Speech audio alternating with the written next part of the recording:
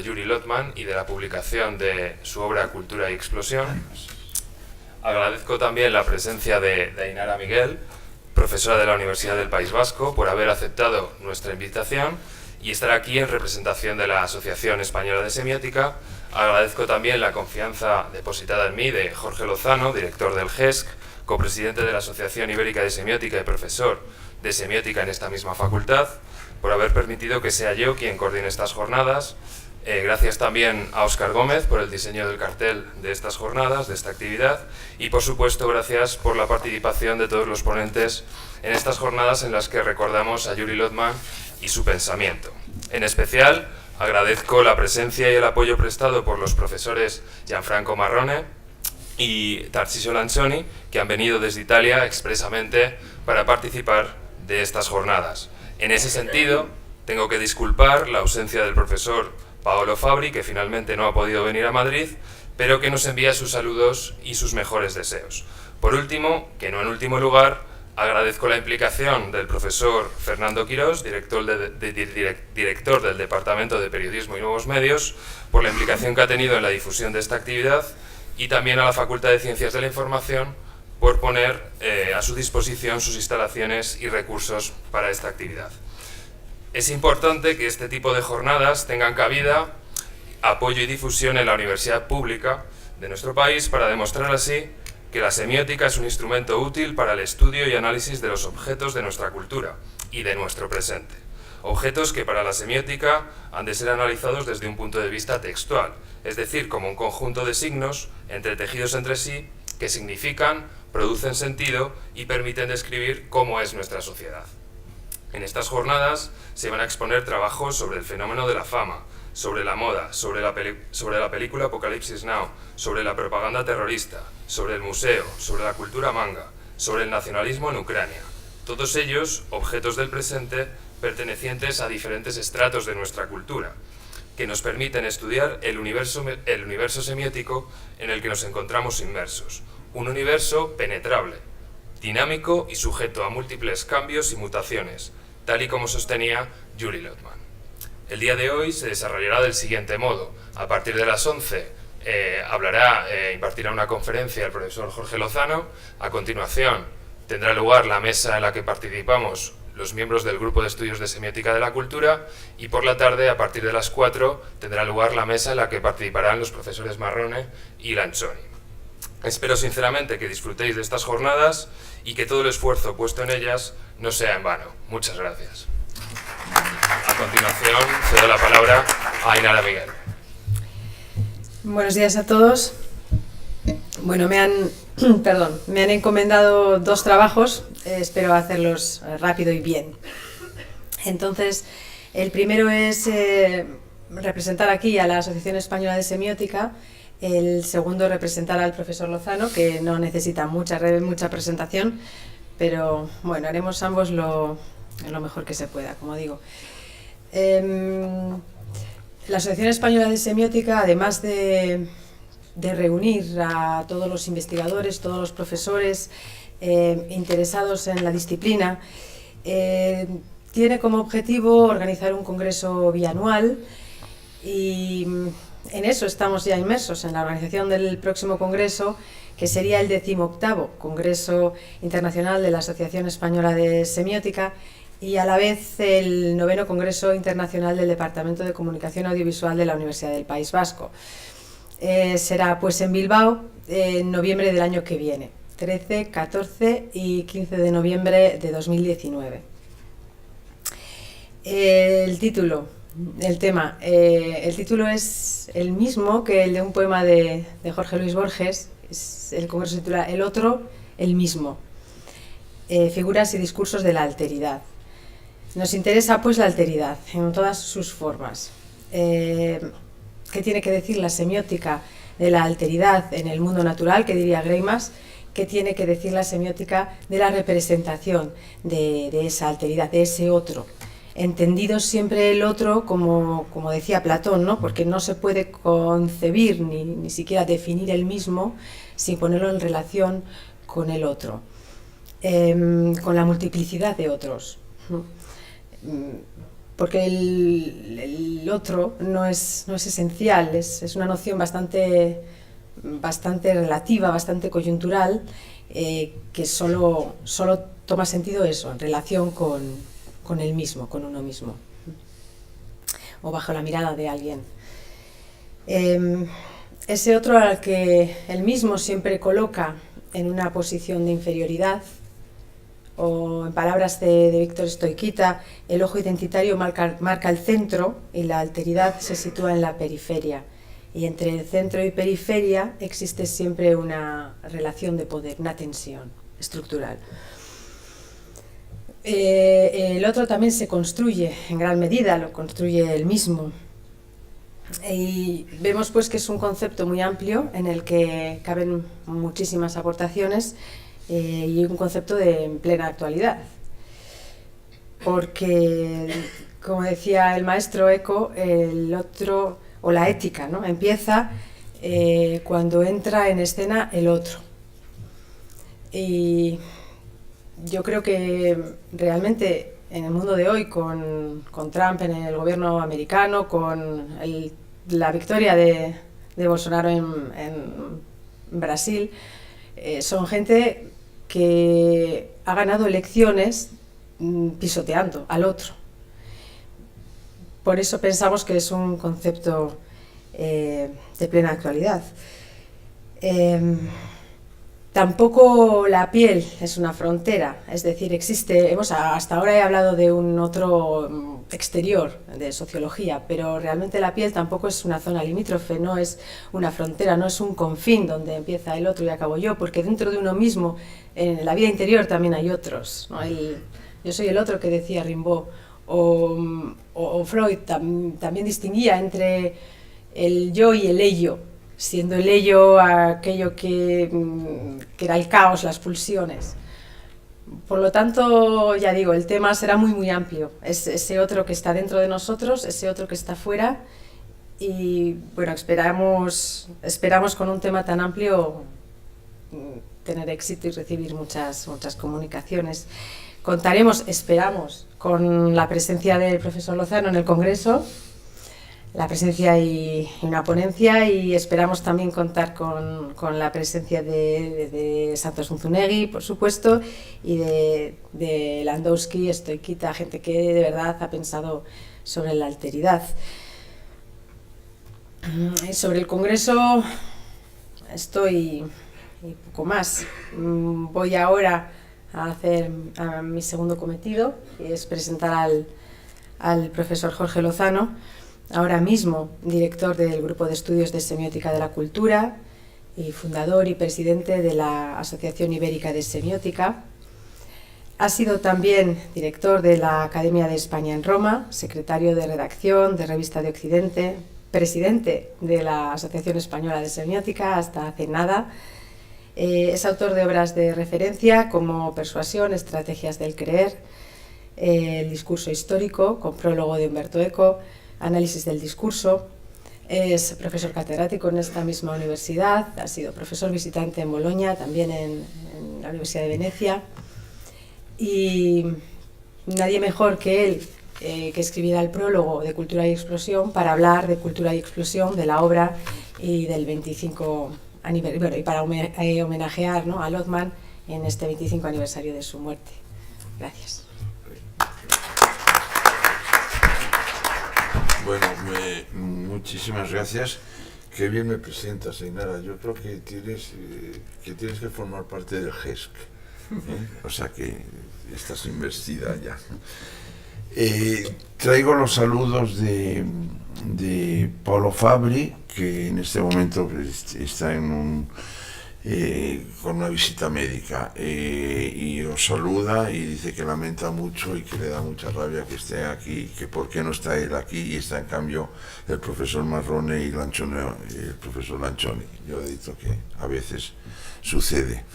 Quiero agradecer muchísimo a Gianfranco Marrone, que va a estar un mes aquí para ocuparse sobre todo del alumnado chino, para explicar semiótica in vivo. y muchísimo, obviamente, a Tarcisio Lancioni, que ya conocéis, que ha frecuentado y que dirige un grupo importantísimo en Siena, el Centro Omar Calabresi, pero luego serán presentados esta tarde.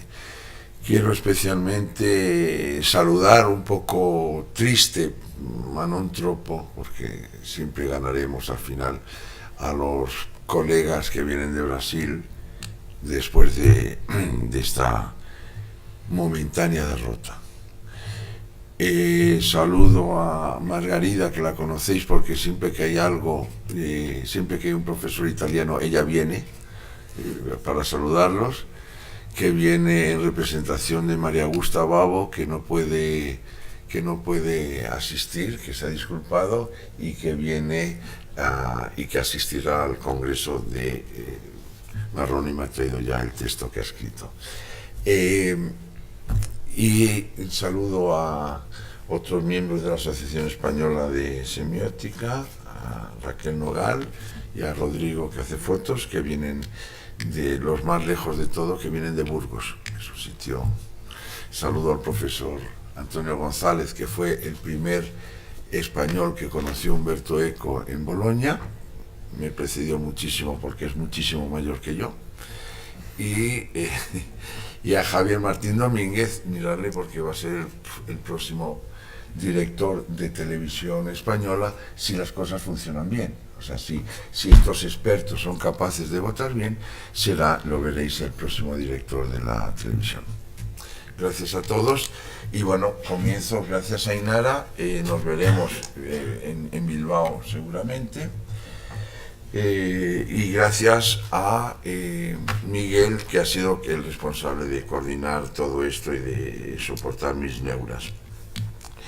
Neuras debido a que creo que es muy importante y celebrar este 25 aniversario, quizá cayendo en la grosería de la efemérides que caracteriza siempre a la cultura española, que siempre se celebran los 50 años, los 25, tal, nos salía redondo, pero además eran 25 años de la publicación de Cultura y Explosión, que publicó Gedisa, y que de un modo u otro es el libro de referencia que utilizamos en nuestros seminarios y con los doctorandos.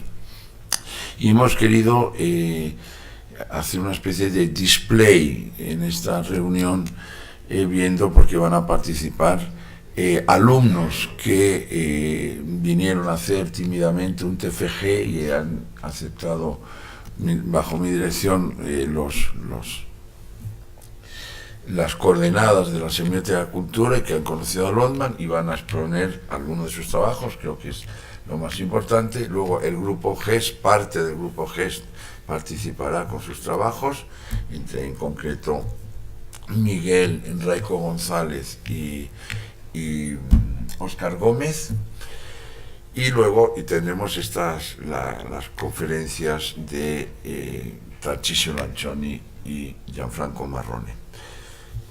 Insisto que no se trata de recordar porque solo por la efemérides es un pretexto, pero sí quisiera hacer algunas consideraciones que me parece que son importantes, dado que en esta facultad, aunque no lo parezca, existe la asignatura de semiótica, y que estamos en un momento, digamos, de repensamiento de la disciplina en términos, bueno, institucionales, etcétera, etcétera. Traigo una noticia de Yale, lo digo para los que hagan comunicación audiovisual. Francesco Cassetti, hombre cauto y moderado y muy prudente hacia el futuro, comienza a dar su curso este mes sobre semiótica. Eso quiere decir que si Francesco Cassetti, un hombre extraordinariamente prudente con las instituciones, da semiótica, quiere decir que veremos, ya empezando por el País Vasco y prosiguiendo por Valencia y naturalmente Andalucía, una invasión de teoría semiótica, al menos en lo que al fin se refiere. Creo que estamos en un buenísimo momento, y yo pretendía hacer dos cosas ya para empezar con mi ponencia. Una es, digamos, hay tradiciones semióticas que, bueno, que lamentablemente los grandes, los big names han desaparecido. El último fue Umberto Eco, del que tiene una representación de alumnos en Gianfranco Marrone, en Tarcisio Lancioni, yo mismo, etc. Y yo creo que esto nos está haciendo pensar ciertos modelos semióticos, cierta vigencia, cierta fortuna, que es como quiero llamar, hacia el futuro, contar con los dos grandísimos conocedores de la semiótica, como son Gianfranco Marrone y Tarcisio Lancioni. Pero yo sí quería hacer una especie de vindicación, no reivindicación, de vindicación de Lodman, porque, digamos, hay ciertas semióticas formales que pudieran parecer que se agotan en su formalización y depende del analista hacer análisis perspicaces, inteligentes, brillantes, con el apoyo, digamos, de ese mecanismo, de esa caja de herramientas que le gustaba decir aquí mismo, lo dijo Paulo Fabri. Y hay otro señor como Lodman, que murió hace 25 años. Si hiciéramos un glosario, no saldría el diccionario de Greimas, donde término a término está perfectamente definido, incluso dando pie a un segundo volumen. Difícil definir ciertos conceptos de Lodman, que son así como actitud ante el signo, culturas textualizadas que hay que redefinir mucho, que se ocupará hoy Óscar, ciertas, y sin embargo, esta es mi propuesta, su perspectiva es riquísima, es decir, es un semiólogo a futuro. Pongo un simple ejemplo. Fue muy criticado por los severos, rigurosos, su tipología de las culturas. Él hizo algunas propuestas, incluso un poquito impresionistas, aparentemente así un poco décontracté y a la sans façon, por ejemplo, hablando del medievo, hablando del siglo de las luces. Y siempre que en el grupo GES hemos hablado que si fuéramos valientes, propondríamos una tipología de las culturas hoy, en el presente. Por eso lo he vinculado Lodman con Historia del Presente, para hacer dos juegos, si me permiten. Es triste tener que explicar un título, pero es como explicar un chiste, pero permítanmelo. Digo historia porque, curiosamente, para mí Lodman es el primer gran semiólogo que se da cuenta y lo dice explícitamente que heredero sin duda del estructuralismo, trabajando con textos que hacían de la sincronía el objeto fundamental, y temiendo enormemente cualquier elemento que no fuera inmanente para poder desarrollar la arquitectura textual. Sin embargo, progresivamente, y gracias a la semiótica del arte, fue acercándose a la semiótica y hacer de ese acercamiento entre semiótica e historia un problema teórico fundamental. El grupo GESC está vinculado a un proyecto sobre historia del presente que tiene explicaciones varias y que saldrán a lo largo del seminario, de las jornadas, que tiene una definición complicada. Por ejemplo, los alemanes lo llaman Zeitgeschichte, no hay para nada una referencia al presente, sino al espíritu.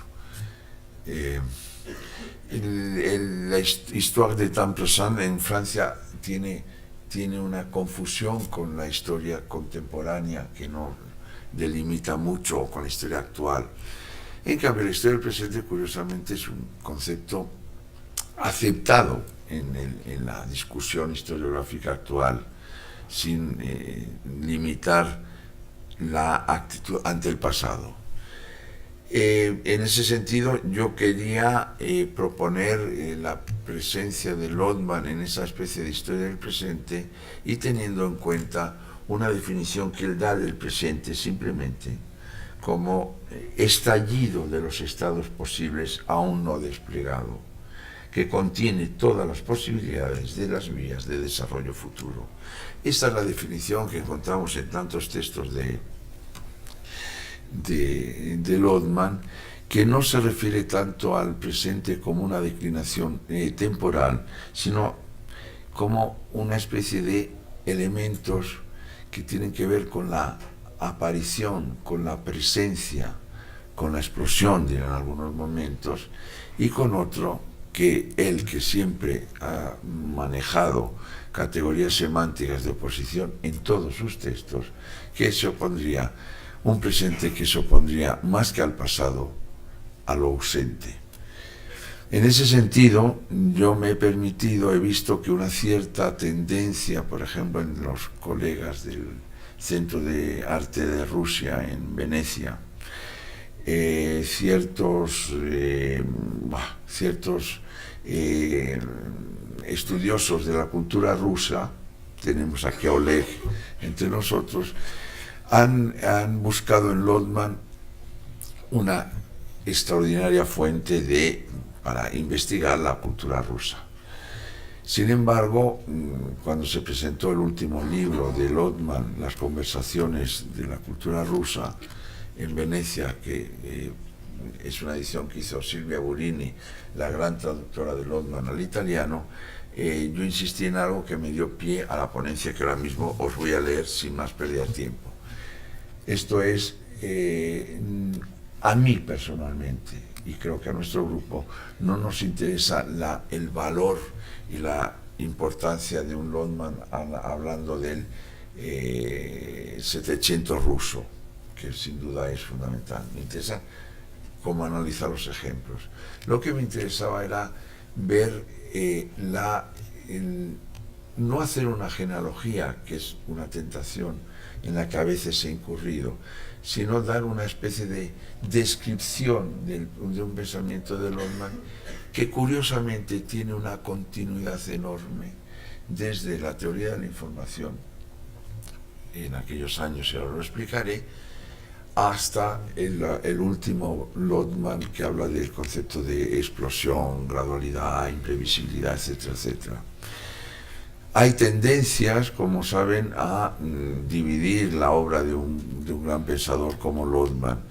Lodman pasó una época, obviamente, como todo Kiski, que se diría en este país, hablando de la inmanencia del texto, porque era el texto nuestro objeto de análisis, y necesariamente él, que definía el texto como un texto de cultura y la cultura como una suma de textos, sin embargo era necesario describir la arquitectura de ese objeto tan complicado que era el texto, y en ello trabajó, como trabajaban toda la semiótica conocida.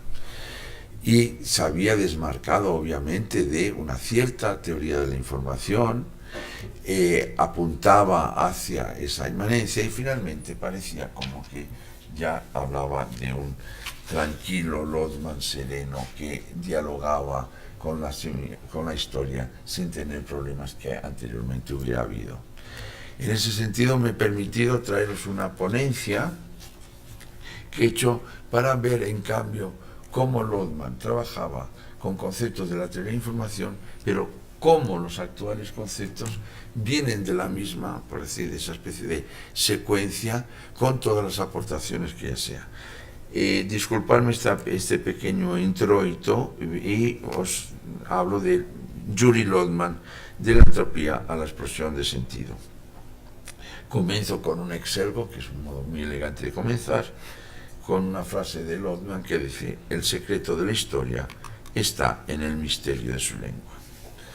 Comienzo y leo, cosa que no es frecuente en mí, como sabéis. En 1973, en Venecia, se celebró un importante convenio sobre la teoría de la información, en la que participaba, entre otros, el premio Fields de la matemática René Thom, que fue compañero de viaje, conocido por su papel en la denominada teoría de las catástrofes, y el filósofo y epistemólogo Michel Serres, quien en su prolusión propuso, y esto lo saben, es una una cita para mis alumnos, que en De Bello Gallico Julio César se preocupa por ver cómo un determinado mensaje, cómo avisar de un determinado mensaje fuera de contenido semántico a través de las montañitas, etcétera, etcétera. Y dice Michel Serres que Julio César en De Bello Gallico debería ser el primer teórico de este campo, la teoría de información, recordando que en un párrafo del libro trata de evaluar la velocidad de propagación de un mensaje prescindiendo de su contenido semántico, y llegó a calcular Julio César que en menos de una jornada, entre 5 y 6 horas, un mensaje podría recorrer el equivalente a la distancia que separa París de Marsella. Aparte de esta broma, sabemos que para los que estudiamos teoría de información en esta facultad, nuestros antecedentes se llaman, uno es un mallorquí, Raimundo Lulio, y otro es Leibniz, deudor de Raimundo Lulio. La razón de Leibniz es que, como teoría científica, que por cierto decía que las mónadas no tenían ventana, construyó una máquina de cálculo superior a la de Pascal, desarrolló la numeración binaria, demostró que un cálculo es una forma de codificación, correspondencia entre conjuntos a determinar, estudió sistemáticamente la idea de programa y concibió un sistema filosófico de la comunicación. Ahí está el origen de todo. En todo caso, sostiene Michel Serres, que a partir de la Segunda Guerra Mundial, lo que se dio en denominar teoría de la información se convierte en una especie de coine científica de una lengua común. Justo en ese mismo año, en el 73, con ocasión del 7º Congreso de Estudios Eslavos, en Varsovia se presentaron las famosas tesis sobre el estudio semiótica de la cultura que firman Ivanov, Lodman, Piatigorsky, Toporov y Uspensky, que comienza así. Presupuesto del estudio de la cultura es que toda actividad humana interesada por la producción, el intercambio y la conservación de información posea una cierta unidad. Y más adelante, la definición de la cultura como esfera de la organización, la información, en la sociedad humana, a la que se contrapone la desorganización, la entropía, es una de las muchas definiciones dadas desde el interior del objeto descrito. Ello evidencia que en el siglo XX la ciencia, en este caso la teoría de información, no es solo un metasistema, sino que entra a formar parte del objeto descrito, la cultura moderna. En dicha ciencia cobra especial relevancia un concepto ya mencionado, entropía, como sabéis, que viene de tropé, conversión, transformación, concepto que acuñó Clausius en 1850, sosteniendo que la entropía del universo tiende a un máximo. Este concepto está ligado íntimamente a la termodinámica, en concreto a su segundo principio.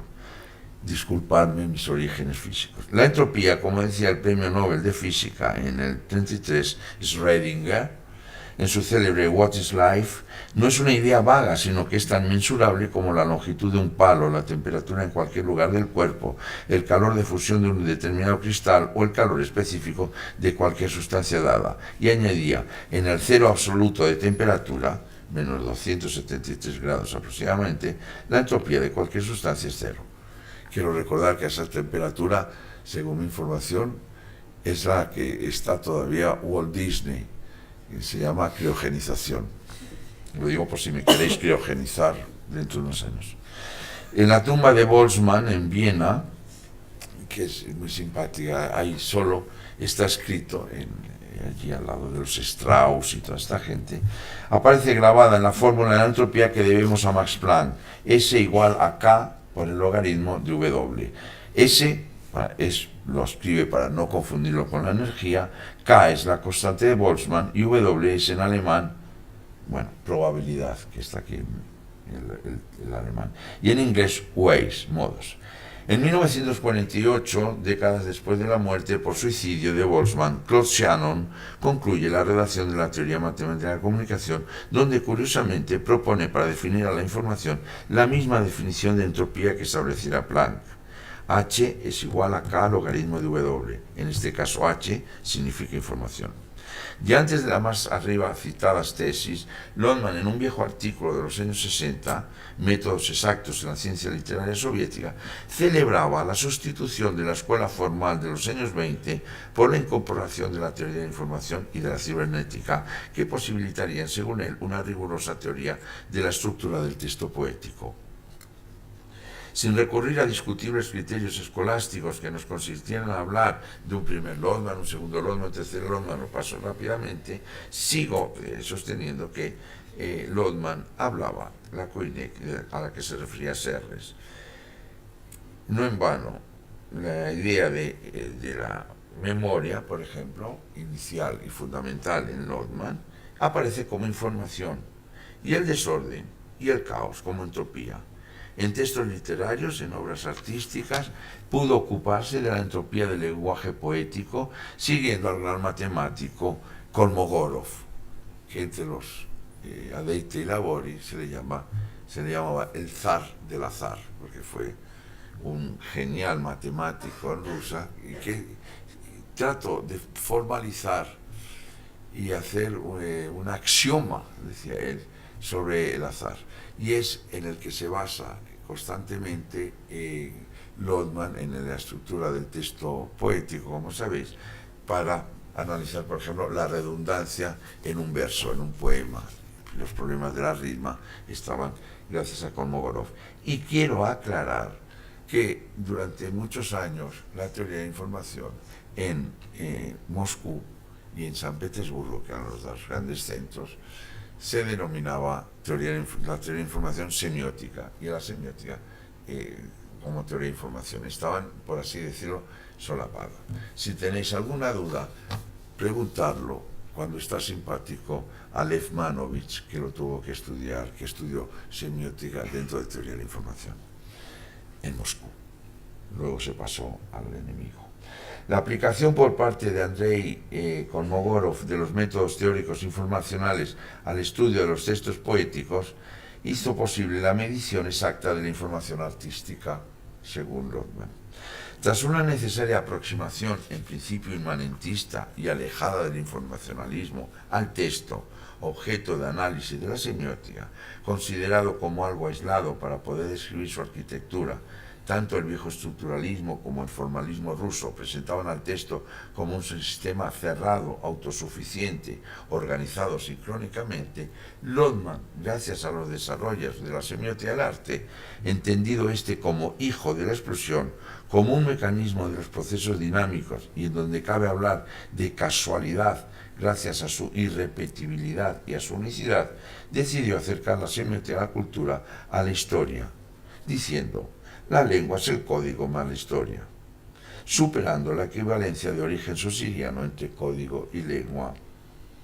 Pues la historia es, dice él, síntesis entre hecho y sentido, y curiosamente lo hizo teniendo en cuenta las teorías, trató de mostrar, del premio Nobel Ilya Prigogine, que tanto se preocupó del segundo principio de la termodinámica o de las leyes del caos, que son unas lecciones que dio en la Universidad Italiana, donde se puede leer que la introducción del caos obliga a introducir los conceptos de probabilidad y de irreversibilidad, Prigogine en el año 93, o que el caos es siempre la consecuencia de factores de inestabilidad. Afirmaciones de Lodman como el futuro se presenta como el espacio de los estados posibles o el presente en un espacio de sentido todavía no desplegado, sin duda guardan un aire de familia con las hipótesis del responsable de la formulación de la termodinámica de los procesos irreversibles o de las estructuras disipativas. Una lectura atenta de Lodman nos permite afirmar que se ocupó de describir los estados dinámicos de una cultura, teniendo siempre como referencia los movimientos dinámicos de las moléculas. Se ha criticado mucho la imprecisión de otro concepto que proviene de un parangón con lo que Vernadsky denominaba como biosfera, un sistema de confín y un complejo mecanismo de transformación y de traducción, decía Vernadsky. La semiosfera, dirá Lodman, es el espacio semiótico fuera del cual no es posible la existencia de la semiosis. Hay que recordar aquí que en Lodman la cultura, información, memoria no hereditaria, sistema, orden, organización, también genera y se opone a no cultura, entropía, extrasistema, caos, desorganización.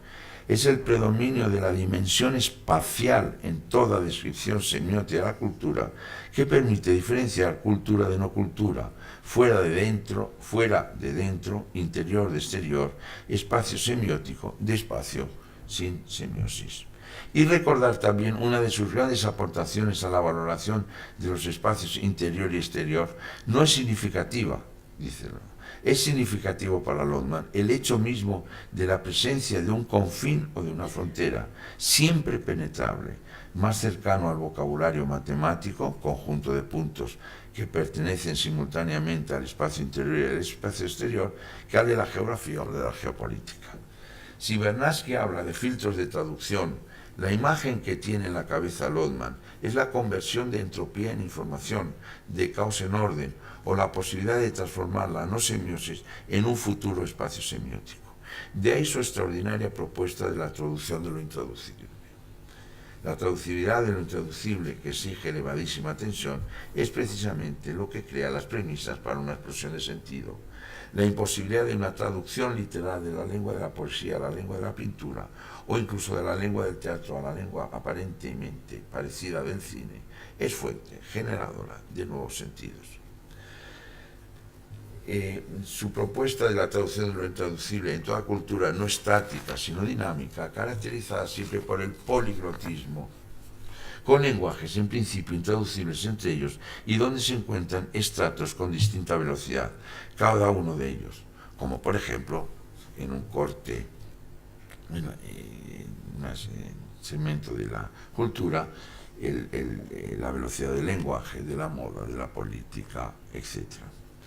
Cabe recordar que el artículo de 1984, La semiosfera, está dedicado a Jacobson, quien tuvo la ocurrencia de incluir en el lenguaje funciones en un esquema de la comunicación que provenía, como se sabe, de ingenieros de la comunicación, como él los llamaba, refiriéndose entre otros a Shannon y Beaver. Mas en pleno informacionalismo, bajo la égida del código, la comunicación no podía ser visto sino como transmisión de información. Para Lodman, en cambio, la comunicación es traducción. En Lodman no tiene sentido hablar de las tan cacareadas dos culturas en expresión de Snow. Desde el artículo Métodos Exactos a sus últimos textos, coexisten y cohabitan Kolmogorov, Slizar, Vernadsky, Prigogine, etcétera, etcétera, junto con los formalistas rusos y junto con Prop, Bakhtin, Jacobson, Van Venist, Peirce, Saussure, Greimas o Eco. Se puede entender perfectamente que Lodman, teniendo en cuenta el mundo termodinámico, puede afirmar, por ejemplo, la novedad es el resultado de situaciones imprevisibles y que al mismo tiempo la previsibilidad es función del nivel de nuestras observaciones. Por eso, ante la frase convencional ciencia y técnica, afirma la conjunción y no es signo de armonía ideal. Lo nuevo en la técnica es, dice, la realización de lo que se esperaba, mientras que en la ciencia y el arte es la realización de lo inesperado. En algunos textos suele Lodman diferenciar entre procesos graduales y procesos explosivos. En realidad, como en algún caso él mismo sostiene, sería más correcto hablar de procesos graduales y momentos explosivos. Y es justamente en el momento de la explosión cuando se interrumpe la cadena de las causas y de los efectos, dando pie a lo casual. Por cierto, una categoría presente en Boltzmann, cuando hablaba del segundo principio terminal. El momento de la explosión, que podría coincidir con la coupure, la ruptura, la discontinuidad que caracteriza todo acontecimiento, se coloca, dice, en la intersección entre pasado y futuro, en una dimensión casi atemporal, fundamental. Es de una extraordinaria clarividencia historiográfica pensar que, como él sostiene, una de las consecuencias del momento de la explosión es que resemantiza la memoria. Consideración lejos de ser aceptada por el positivismo histórico o por los historiadores positivistas. Dice Lodman, mirando desde el pasado hacia el futuro, vemos el presente como un complejo de una serie de posibilidades igualmente probables. Cuando miramos en el pasado, lo real adquiere el estatuto de hecho y somos propensos a ver en ello la única posibilidad. Las posibilidades irrealizadas se transforman para nosotros en posibilidades que fatalmente no hubieran podido realizarse. En este punto debemos atender al papel fundamental que juega el observador. Veamos. Sostiene Lodman en uno de sus últimos textos que lo imprevisible de un determinado proceso explosivo lo transforma en un potente mecanismo dinámico. Se desarrolla en modo rapidísimo y por tanto más evidente para el observador externo. Cuenta Lodman lo siguiente: en los antiguos anales eslavos con cierta frecuencia se anotaba, no sé pronunciarlo, fue tranquilo, lo que significaba que el suceso se desarrollaba con tal lentitud que al observador se le pasaba por alto, era literalmente inobservado. Un observador, esto lo dice en él, creo que sea su último texto de 1992. Un observador, un contemporáneo, se da cuenta del acontecimiento cuando sus confines están ligados a los confines de su memoria, de la memoria justamente del observador. Al igual que la percepción de una catástrofe que lleva a Lodman a afirmar que la catástrofe podría ser definida como explosión a los ojos de un contemporáneo. En uno de sus últimos textos, Tesis para una semiótica de la cultura rusa, Lodman recuerda un texto de Tinianov, El intervalo. Intervalo es lo que deja de ser en contraposición a lo que comienza a ser. En esta situación, el caos, principio dinámico, es un principio creativo particularmente difícil de analizar porque se funda sobre lo transitorio, sobre lo no formalizado, sobre lo definible como diferencia no marcada entre ya y todavía. Un concepto extraordinariamente útil con marcada aspectualidad para esa Clio que, en palabras de Lodman, se presenta como una peregrina que va de encrucijada en encrucijada y no como una pasajera en un vagón que rueda por los raíles de un punto a otro. Hace un cuarto de siglo aparecía Cultura y Explosión, y hace ahora también un cuarto de siglo desaparecía Yuri M. Lodman. No solo nos deja una extraordinaria obra de semiótica de la cultura tan importante como ignorada y silenciada, sorprende el ruidoso silencio ante su obra en la bibliografía, por ejemplo, de tantos y güeros estudios culturales, sino sobre todo un proyecto enorme de investigación futura y en concreto en los estudios de comunicación en una sociedad todavía llamada de la información, en un momento en que la comunicación, la relación, pareciera sucumbir ante el imperio de la conexión. Y no es la conectividad, sino el sentido lo que nos interesa. Un sentido imprevisible, inesperado, explosivo. Gracias.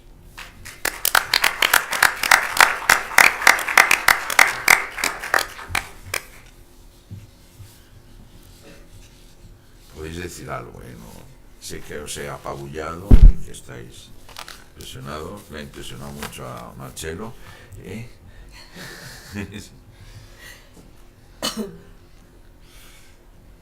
Bueno, mientras hacéis alguna pregunta, era un modo de sortear la tendencia con la historia o reivindicar al historiador de la cultura rusa que en esta sede no es pertinente.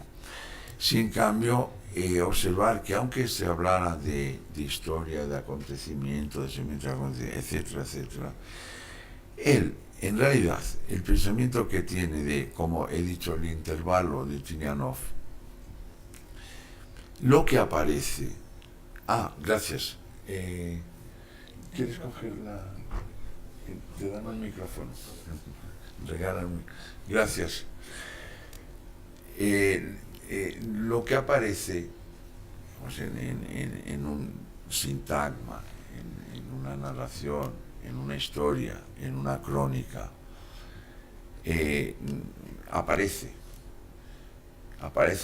en su presencia, en la manifestación en el plano de expresión, pero al mismo tiempo, que es la idea fantástica, señalando todo el campo de ausencias. Yo creo que esta es una de las ideas más fuertes y por la que me he permitido recordar mis apuntes de Prigogine de hace muchísimos años, en lo que precisamente una de las cosas más difíciles de explicar era el problema de la reversibilidad en las partículas elementales. como un movimiento isotrópico, eso me refiero a las moléculas, es isotrópico, es decir, puede ir hacia adelante, puede ir hacia atrás. Y una de las causas, precisamente, era la casualidad del movimiento browniano, por ejemplo. Ya hablábamos. Yo creo que no es que él, como dicen algunos malignos, Lodman cita a Prigogine porque es ruso, y se citan entre ellos con gran entusiasmo.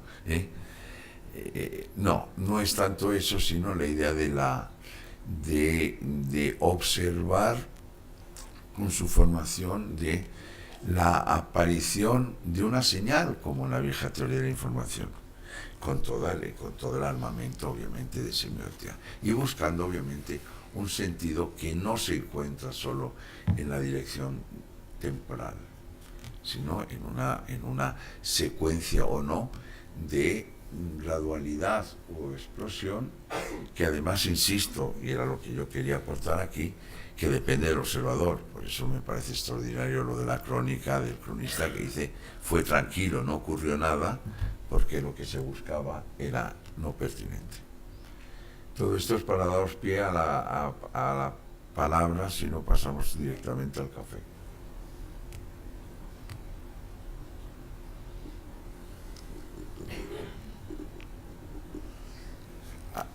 Al menos hay un aparato español, ¿no? Es español y mezz'ora.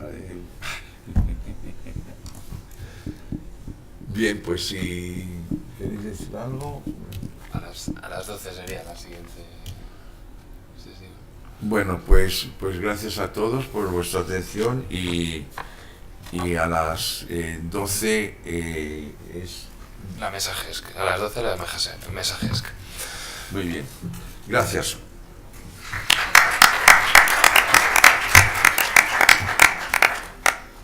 Ainara ha hecho una buena figura.